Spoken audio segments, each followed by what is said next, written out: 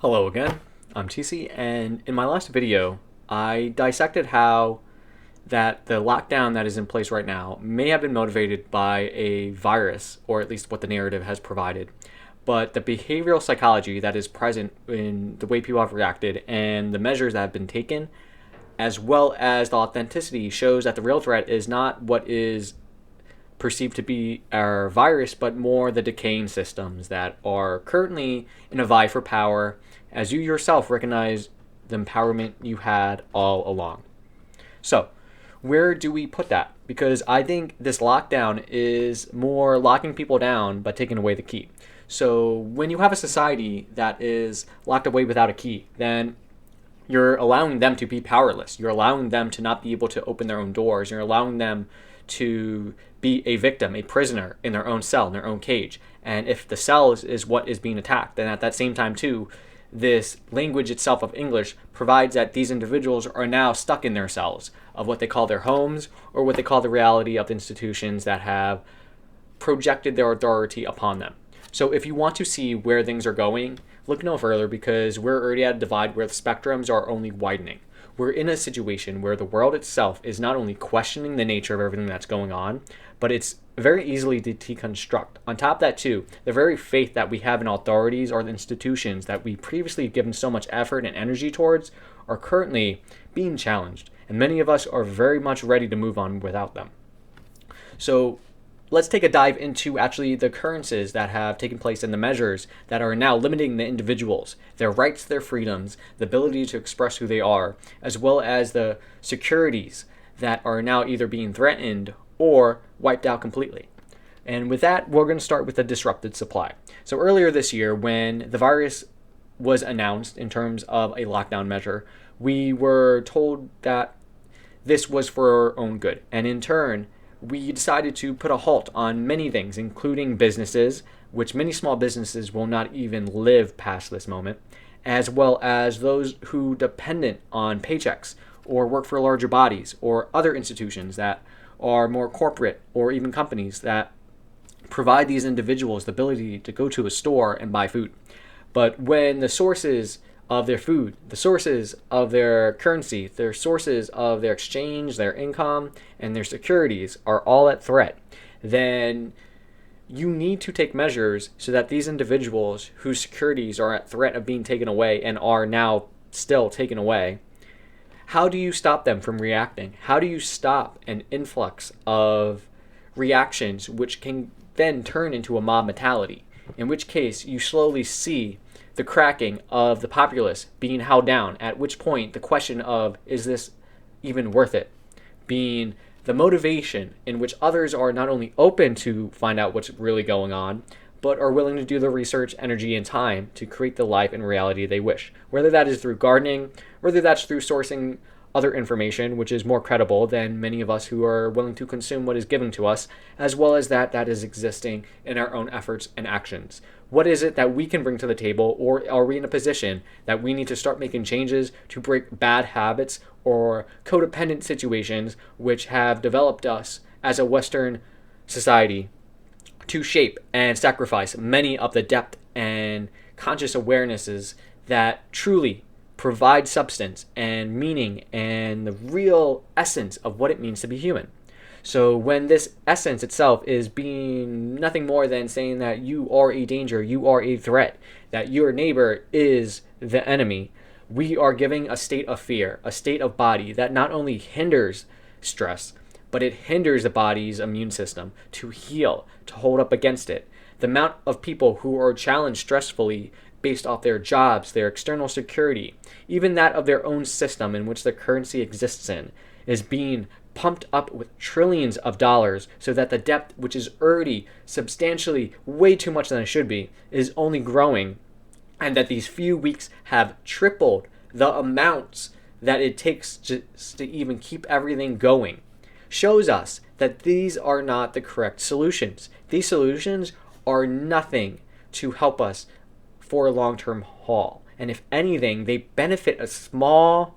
sections of individuals who are either in positions of these larger companies who are dictating what should be done, or are in situations where they're going to benefit, whether through the means of rolling out what they've been working on, the means of processing some of their procedures, and some of the means of taking actions with populace, whether it's adjusting their behavior psychology through social engineering or providing enough patterns and recognitions so those that aren't willing to step into their own selves can then just accept and continue on.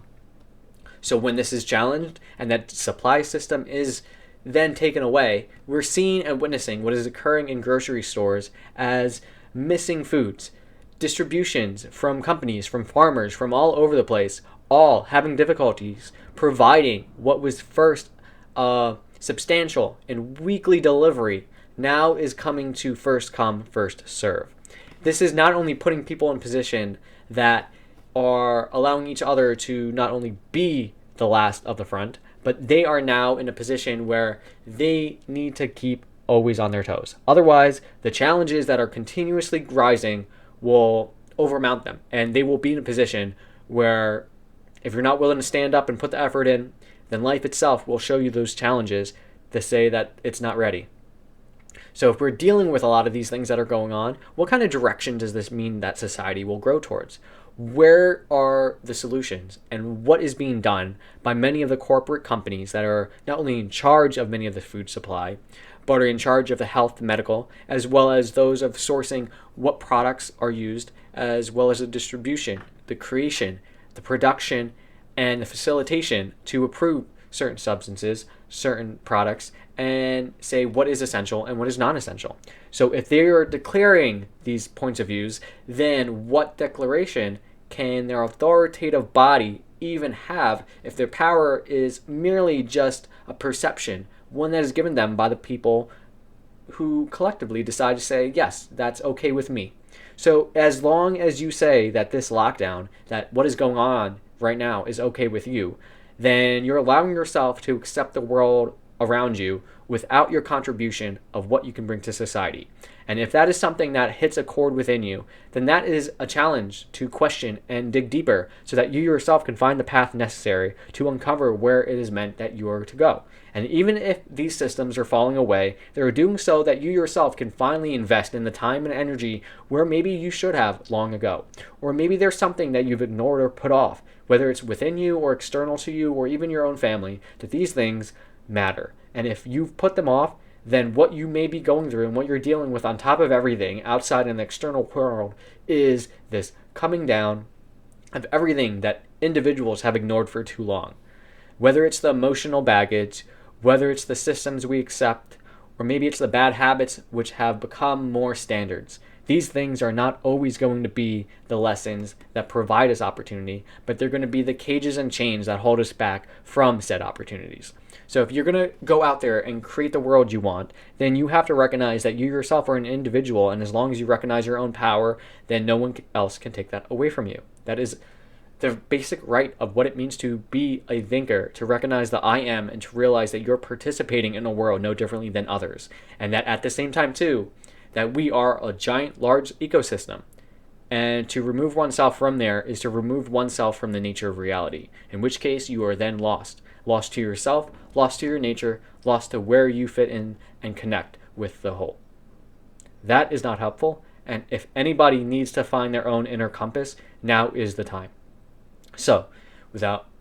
going too long into a tangent of self-responsibility, I like to bring things back because, as seen by the digital world, that there is a rollout of robots and trying to limit the amount of workers due to social distancing. We're looking at self-operated companies and practices to try to usher in the replacement for the individual so that the individual in a contactless world does not have to interact with other individuals, which society or the authorities with the self-proclaimed authorities within society have decided to tell you is the enemy, so that you are embodying the enforced measures being told to you, so that you yourself are not only just a victim, but you are within this construction, and that construction can be related very much to a prison if perceived with the right concept. But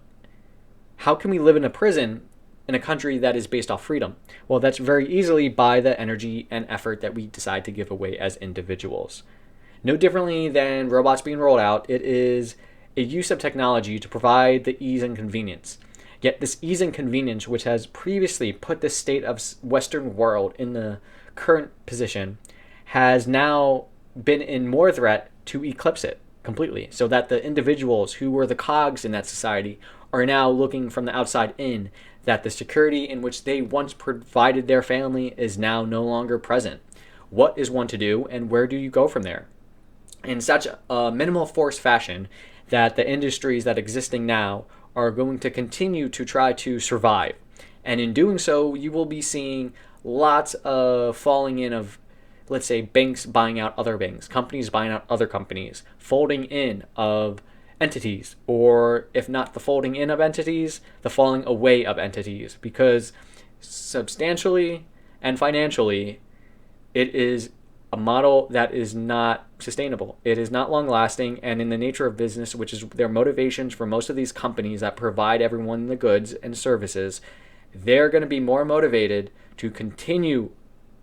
offering opportunity to be a business rather than to take your individual perspective into mind. So if it's your job that is being replaced by a robot, then you need to realize that